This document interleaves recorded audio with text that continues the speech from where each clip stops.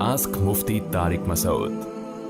سفارش کر کے پیسے لینا۔ ایک بہن پاکستان سے پوچھتی ہیں، میرے شوہر نے ایک سرکاری آفیسر سے سفارش کروا کر ایک شخص کا ٹرانسفر کروا دیا اور 70 لاکھ وصول کیے، تو کیا یہ رشوت کے زمرے میں آئے گا؟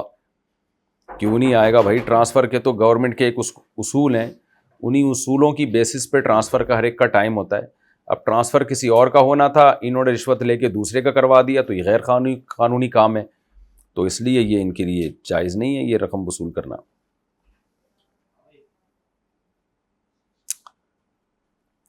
ہاں، اگر ان کا حق بنتا تھا، یعنی اس شخص کا حق بنتا تھا ٹرانسفر کا، کوئی غیر قانونی نہیں تھا، یہ اس کا حق بنتا تھا، اور جو سرکاری آفیسر وہاں بیٹھا ہوا ہے وہ اس کا حق دے نہیں رہا تھا، تو پھر آپ کے شوہر نے اس بندے سے کمیشن لے کے اس کو اس کا حق دلوا دیا، اور آفیسر کو بھی پیسے دیے، بطور رشوت کے دیے پیسے، لیکن چونکہ یہ رشوت ظلم سے بچنے کے لیے، تو پھر آفیسر کے لیے تو وہ پیسے بہرحال حرام تھے، کیونکہ اس پر تو واجب تھا کہ بغیر رشوت کے ہی وہ ٹرانسفر کرے، لیکن دینے والے کے لیے حرام نہیں ہے۔ اور یہ جو تھرڈ پرسن ہے، یعنی آپ کے شوہر، ان کے لیے بھی پھر یہ حرام نہیں ہے، کیونکہ انہوں نے یہ پیسے لیے ہیں، یہ بطور رشوت کے نہیں ہیں، بلکہ یہ کسی کو اس کا جائز حق دلانے کے لیے لیے۔